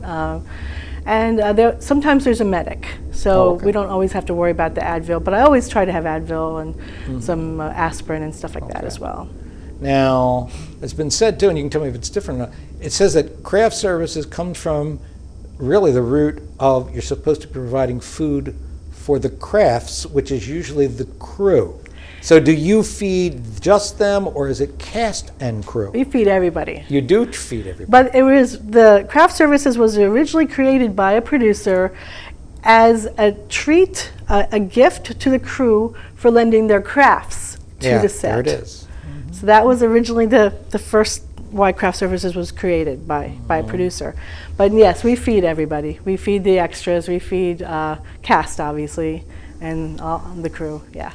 Well, and you mentioned as far as the meals breaks go, I think, I don't know if it's all states, but in certain states, there is that, I don't know, maybe it's union law too, every 6 hours. Yes, that's the union rule. Yeah, every 6 hours. Breakfast, lunch, dinner, and I don't know what happens if they go over and it's like going into the nighttime. Well, actually, so after lunch, the next 6 hours, if we're still filming, it's up to craft services then to provide the dinner. Really? So there's dinner as you guys. Yeah, that's different. Yeah, on The Wire, I did it every single day. Because I wondered whether you actually did any physical cooking, you know. Well, it's not cooking. We would order from restaurants. Oh, that's what it was. Yeah. It wasn't like, because I think you told me you liked working so much on House of Cards because they gave you a kitchen. Yes, I got to cook for House of Cards. You did cook for House of Cards. Yes.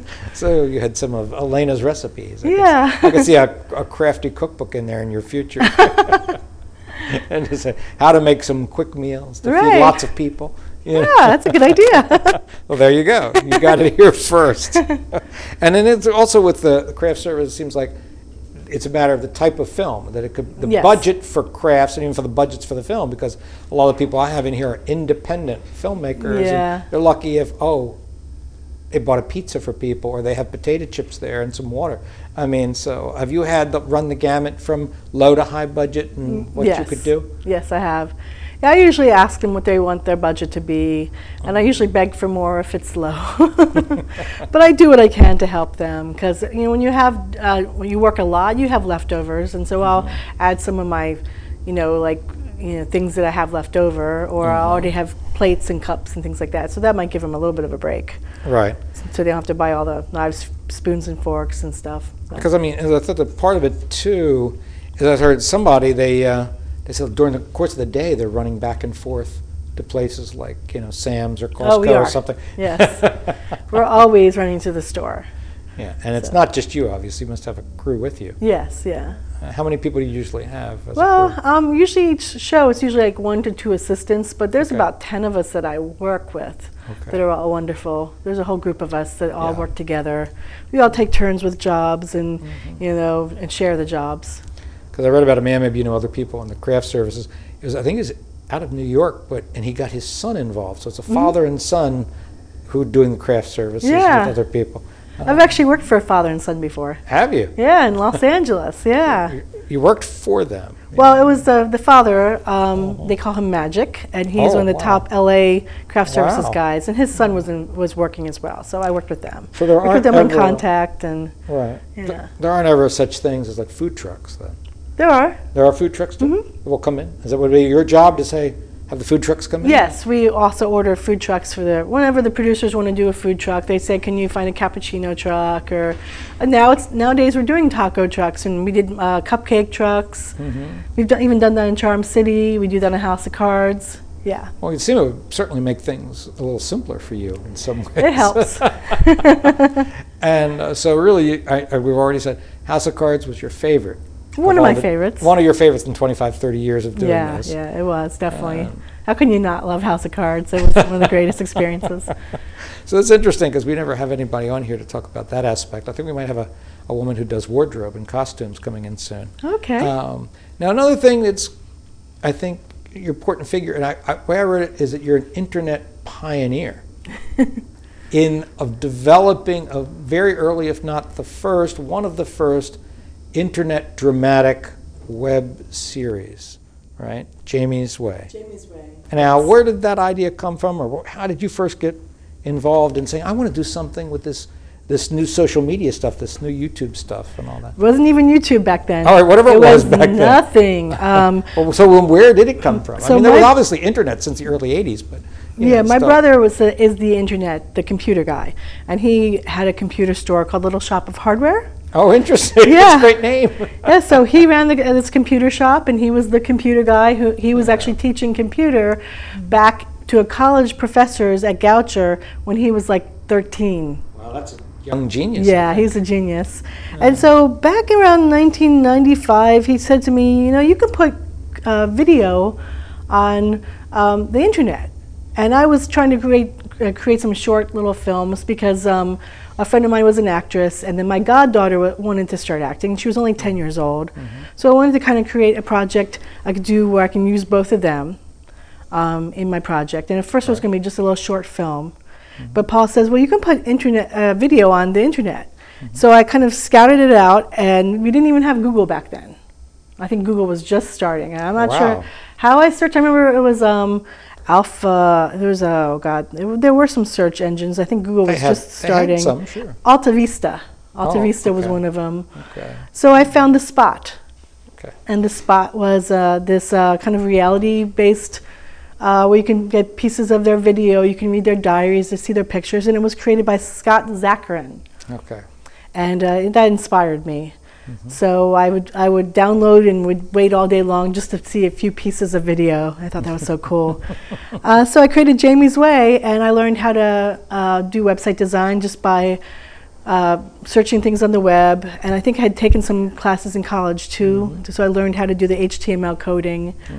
So I put a little crew together because I was working in the business, so I knew crew people. So I put a little crew together and wrote a script, and we took 3 days to film the first episode of Jamie's Way. And then I put a little website on there and created it, and I learned how to edit by the internet as well. I practiced, and I edited that myself. And put it online, and I think it was live by January 1999. We filmed it in 1998. So basically 20 years ago. Yeah. And because it's not something like today, everybody is so familiar with everything that's out there, from YouTube to Hulu to Netflix to everything, that how did you get people to know you were there with this series? How did you advertise it? A couple things. With having teenagers, well, it became a hit already. I mean, it became a hit almost immediately because the teenagers, also, Britney Spears was really popular back then. So I created some fan pages for Britney Spears and then talked about how the characters of Jamie's Way loved Britney Spears. And so we got some of the fans from Britney Spears to come to our website. Interesting. And we started to get these fan letters. Oh, I love Britney Spears, but I also love Jamie too. And the kids started to get lots of fan letters. We were on the news locally. We had a couple articles written about us. Terrific. I used the Towson University cheerleaders. Wow. And then we were written up in a cheerleading magazine. And the cheerleaders were part of the cast? Yeah, they're part of the cast. Oh, interesting. That's what I mean. I wanted to know just how you generated buzz back then. Yeah, you could do anything, lots of pictures by creating these galleries. We did a live webcam. So the people could watch us. So Even then? Yeah, so by the time we did the second episode, we were putting live, people could watch us film. And then, so I created bio pages for all the cast, and I think that's the biggest way we got the attention. And then one day my goddaughter tells me, well, I have another bio page. There's this new site called MySpace. Okay. And I was so jealous. I was like, what's MySpace? Okay. And then I went over and looked and thought, oh my God, this is so cool. So then I put Jamie's Way on MySpace. There you go. And then now explain now, before we get, what was Jamie's Way about? We call it the jungle of junior high. Okay, it was a junior high. It's a junior high series. It was about a little girl whose parents were getting divorced. And so she kind of used the internet to escape. And she had this pal named the King of Yang who talked to her and gave her advice. And then it was all about her little friends in junior high and, having a crush on this boy. And she had a best friend named April, who was her sidekick, and it was really cute. So we did 4 episodes of Jamie's Way. Okay. And then when did Life After Lisa come along? So I started writing Life After Lisa when I was like 16. Really? So way back. before Jamie's Way. Even before Jamie's Way? Yeah. Yeah. And what was the concept behind that? The real concept became when I went to Goucher College. I loved the campus, and then a girl actually was found, her body was found on campus. Really? One of the students. Wow. That made me feel the whole mystery. You know, I don't think they even ever solved her murder. Wow, I don't know. That was when I was a freshman. Okay. And so I created this, you know, so Life After Lisa became a murder mystery. Right. And I started writing it at Goucher, but then I continued it all the way through. I'm even working on it now. But then after Jamie's Way, I worked in The Wire. Oh, okay. You were at The Wire doing craft services. Doing craft services. And that great cast and crew, and David Simon and all those folks. It was wonderful, yeah. But so I was always known as Internet Girl on The Wire, and they would always say they wouldn't be part of Jamie's Way. Well, my cast of Jamie's Way grew up in those 4 years. And then by the time The Wire, or actually 5 years, by the time The Wire was over, the internet had changed and web series were around. Right. And so I wanted to get back into the new media world and web series world. So I thought, okay, maybe I'm going to turn Life After Lisa into a web series. There you go. And so I did a casting, and by this time we had Google, and we had Craigslist, and we had YouTube, and we had all that. Right. So that's incredible. Easier to much get it out easier. there. Yes, much easier. And now with that, how many episodes were of that show? Only 2 episodes. Only 2 episodes of Life After Lisa. Because it cost too much money. Back then, it was 2008. Okay, yeah. When nobody had money. Right, and where did the idea come from, or what was your idea behind Click on This?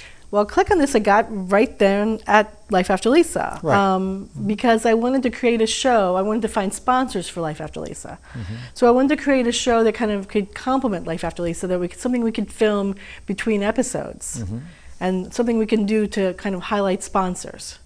So I was creating this little show that we would like really make it was very commercial. We would highlight the sponsors. But then it became like an interview series of its own. Before that, I had created this thing called Elena's Cafe, where I would do interviews, kind of like this show. You did interviews. Okay, great. Yeah, so Click on This kind of took over for Elena's Cafe. It became my little interview show. But by that time, I decided to hire hosts. E! Online was Entertainment had lots of hosts, and I was starting to see things like hosting the red carpets and stuff. So I decided to Click on This could be that kind of show. And it could we could cover different things, and so it became its own entity. And it's now 10 years old. 10 years old, yes. You've been able to survive. What's the secret to surviving 10 years? Never giving up. Never giving up. Never giving up. We have to know. We're only a year old, so. The most important thing is people love to talk about themselves, and so you're going to always be able to do this show. And we'll talk to you later about some of the other problems, which is like getting sponsors and funding. And then beyond that, well, I guess I don't know if it got launched or not, but you did Chasing Brianna? Yes, within that time I did Chasing Brianna. We did 1 pilot episode, and then we did a bunch of little comedy skits with Chasing Brianna. Okay. That was supposed to be an easy little show where we would film it in my house, and we would film using local Maryland actors, and we could film anytime we wanted. Okay. Well, the moment, just like Life After Lisa, the moment you film, your actresses move to LA. Oh boy. Yeah. In fact, almost half my cast is in LA from Life After Lisa. Wow, amazing. So that same thing happened to Chasing Brianna. Brianna then immediately moves to LA. So it's like, yeah. Now all of these series, all 3 of those series, had a young female protagonist. It seemed like that was a common theme. And why was that such a common theme for you? I think it's because I throw myself into it, and I guess it's easier for me to see my perspective. And I feel like shows need female, they need female leads. I think it's important. Yeah. Well, okay, that's good. Especially even now. I mean, it's coming on a little bit better now. Right. Last year was the Me Too year, and with 2019 more leads that are female, like Captain Marvel right now, and of course directors, and so yeah, I can see your point. Majority of my shows have always had female leads. One, I had a male lead in a little story that I wrote a long time ago, but the female was actually, it was about a mermaid and a teenage boy, so it's... that's interesting. A little fantasy there. Yeah. Now, what about something else I found interesting that you started?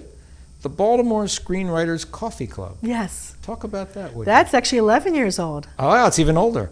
Well, tell us about that. So we meet once a month at the Creative Alliance, and it's a club for screenwriters to come. It's kind of like a writer's therapy. We all come together, we all talk about our problems. We do a 10-page read. So you bring 10 pages of your work, and we all sit around a table, and we all are assigned different characters, and we read it out loud so that the author can really hear their work. And then we give, we talk about what we like about it, and we talk about what can be improved. Okay. And then sometimes we have guest speakers. Now, have completed screenplays come out of these workshops? They have, yeah. And they've actually then been filmed, some of them? It's hard to say whether they've been filmed, because what happens is the writers come and then they don't come back. Oh, they don't come back, so you don't know what's happened to the screenplay. Some of them, and then some come back faithfully. Oh, okay. Yeah, so some of our writers come back faithfully, but we've got, over the 11 years, we've gone through a lot of people. Because I just wondered the success of what I would call this kind of creative incubator.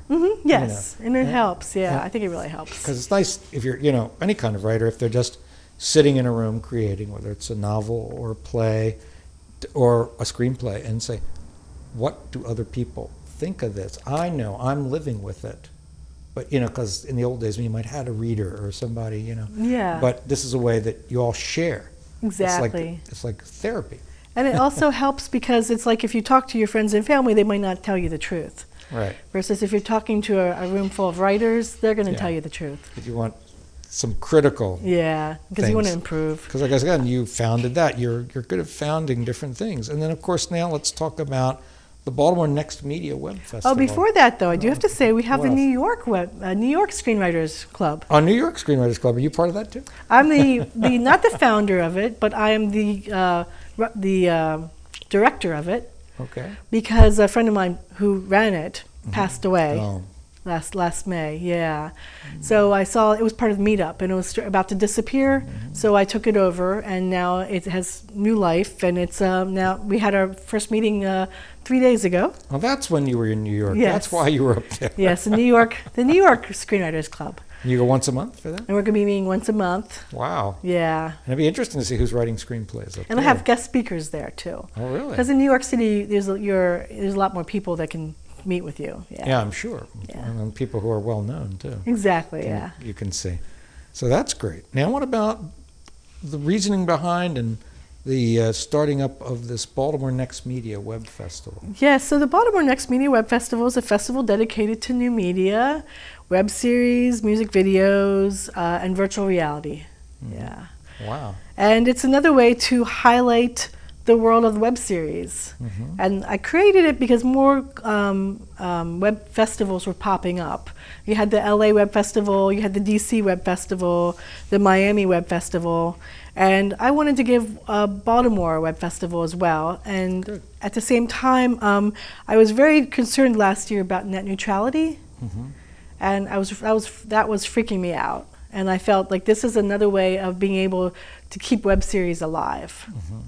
Without, because you introduce the world of web series to new people that way. I mean, because again, I understand about neutrality. Part of what we do, because we know that about 5 or 6 industries now own over 90% of media, and controlling independent voices. In fact, silencing independent voices. That we want to tell stories that nobody else is telling, or different aspects of stories that nobody is hearing, championing, that's the right word, at the people who are unsung, or independent filmmakers, I've interviewed, like I said, sideshow performers, magicians, you know, all kinds of people.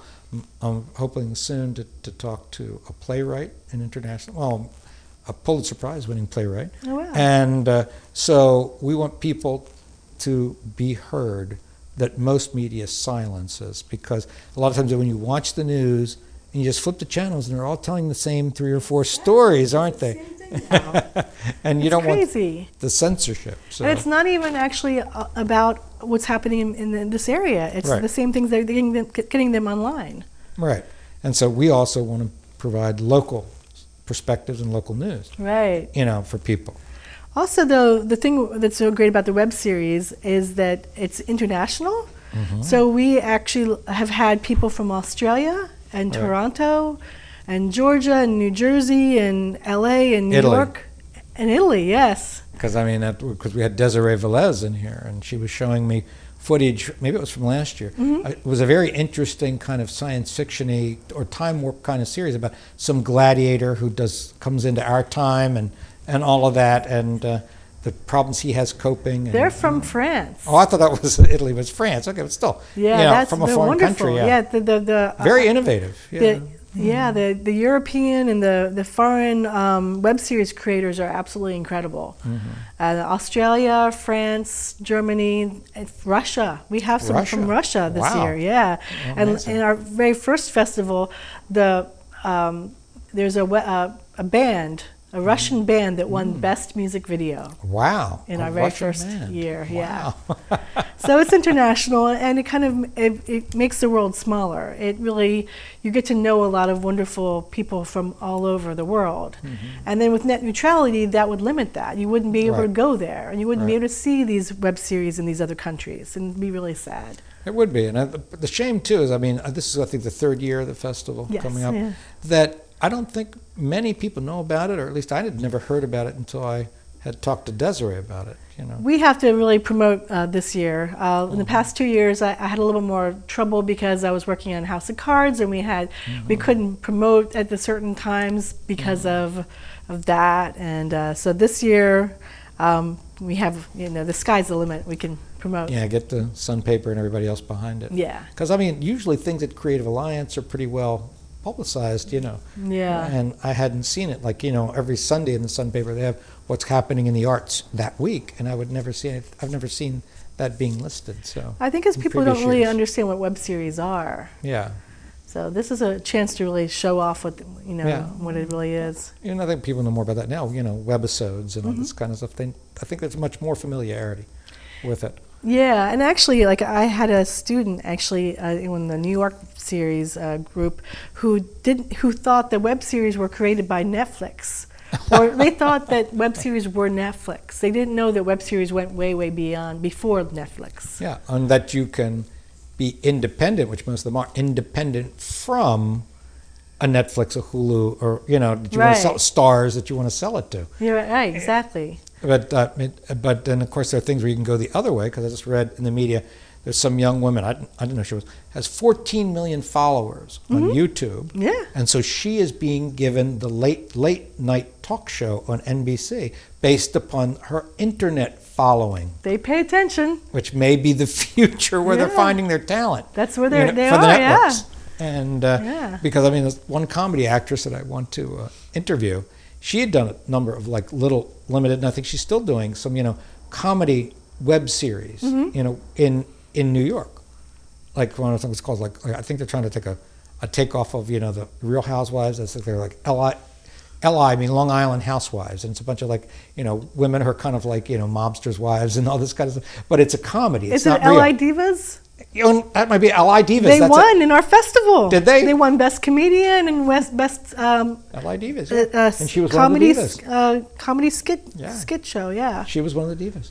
Well, she won. Yeah. Very good. Her series they're funny. won. Yeah, they're great. Have to find out about that, because she did win. And I mean, I'll have to find out and tell her. And I know that she should come back. Yes. Because I know she's going to be in Connie Lamott's new movie, The Driver, this summer too. Oh wow. And the Web Festival is when? October? So actually, we're going to have a fun festival. It's 4 days, and October 31st is our very first day. And it's Halloween. Yes. So we're going to have a Halloween-themed first opening day. Interesting. I will have guest speakers. I'm still working on the guest speakers. Okay. We have some celebrity judges. I'm still working on some of them, but we do have Scott Zacharian as one of our judges. One of the first, or the very first web series creator. We have Darren Strauss. Okay. She's one of our judges, and she's one of the pioneer comedy web series creators. Oh, really? Okay. Yeah. Interesting. So we have at least 2 celebrity judges, plus we have a whole jury of people. Well, great. Yeah. And now let's talk quickly before we end too about your current and future projects. And this is one here, right? I'm writing the script for The 50-Year Secret, and it's Julie McNeil, and that's going to be very exciting. It's a wonderful book, 50yearsecret.com, so definitely check out the book. So from that book, you're writing a screenplay. I'm writing a screenplay, yes. So and it's an adapted screenplay. Exactly, right. Yes. So I can talk about that in the future. That's a future. That's a future thing, because hopefully then it'll be made into a film. I don't know if it's already been optioned or not, but we're working on that. Oh, you're working on that. And anything else that you got keeping you busy? So Click on This. We'll be busy. We're covering the Annapolis Film Festival coming up next week, March 21st through the 24th. And then the DC Web Festival, and then Tribeca. Wow, that's a lot. And when is that Washington Web Festival? Oh, that's the DC Web Festival. DC Web Festival. Yes. So when is that? Yeah. That is, I'm not sure the exact date. Okay. It's April. Oh, it's in April. Yeah. Because we'll probably be, like I said, at the Maryland International Film April Festival. 12th and 13th, I want to say. We'll probably at the Maryland International Film Festival the last weekend in March. So in Hagerstown. It's a great festival, too. Okay. You guys haven't been there yet. Yes, we'll check it out. They do live up to that name, international, because they do have films, a lot of films from other countries, and try to even get, somebody from the film to come, if they can get the director to come from Europe or wherever they're from, or somebody involved with the film. And they give out 2 awards every year. Oh, wow. Yeah, That's so, cool. and one this year is going to Governor Hogan, so. So great. Is there anything else you'd like to share with us now? Just look for more content from clickonthis.tv. And tell us, please, or tell our audience here, your contact information. Well, it's click on this show, and we're at clickonthis.tv. There you go. We do an entertainment blog, as well as we have a whole big thing on YouTube, Twitter, Instagram at Click on This Show. And then definitely we're looking for submissions for the B&M Webfest, bnmwebfest.com. And submissions are open until June 15th, so you have plenty of time. And we'll have more details by the summer on what's happening with our festival. But it's going to be big this year. Oh, great. Yeah. Terrific. It'll be great for us to finally jump in at the right time. Yeah.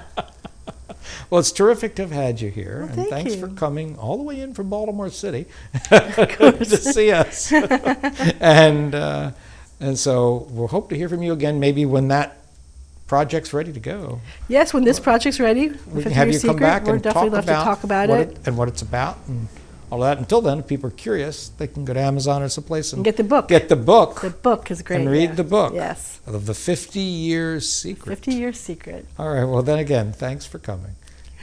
And there we are. That's the end of another one of our movie review shows here on TV Free Baltimore. And we'll see you next time.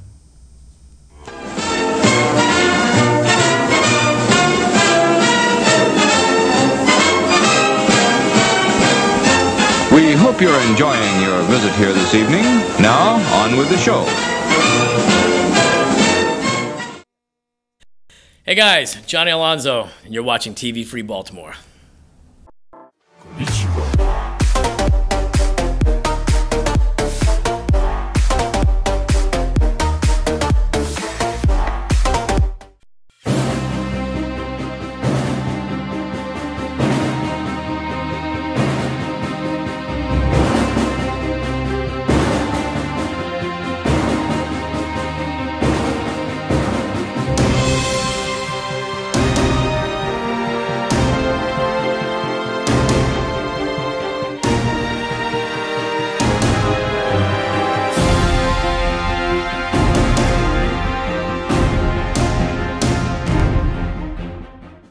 Hello, I'm Steve Darnall, the publisher of Nostalgia Digest, and you're watching TV Free Baltimore. Well done. The Despacito is on my shore, Maryland, my Maryland. His torch is at thy temple door, Maryland, my Maryland. Avenge the patriotic roar that fleck the streets of Baltimore, and be the battle queen of yore, Maryland, my Maryland. Thou wilt not cower in the dust, Maryland, my Maryland. Thy beaming sword shall never rust, Maryland, my Maryland. Remember Carroll's sacred trust, remember Howard's warlike thrust, and always onward with the just, Maryland, my Maryland. This concludes another day of live stream broadcasting from TV Free Baltimore.